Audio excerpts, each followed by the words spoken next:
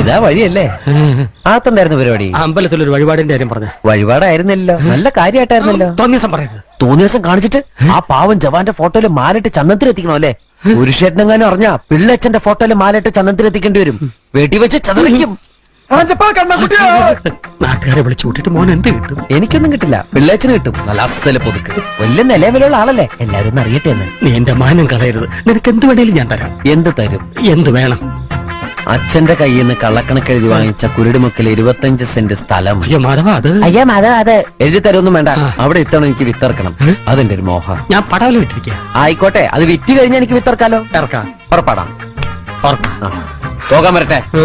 ഇതൊക്കെ മറക്കാതിരിക്കാൻ ഞാനൊന്നും കൂടെ തന്നാലോ? വേണ്ട, ആരും കാണൂല. വേണ്ടെന്നേ. എന്നാ ചാടിക്കോ മോനെ. ഇന്ന് നീ അവിടെ കക്കാൻ കയറരുത്. ഇന്ന് അവിടുന്ന് എന്തെങ്കിലും പോയാൽ നാളെ എന്റെ തലയിലാവും. ഓ, എന്നാ മാറ്റാം.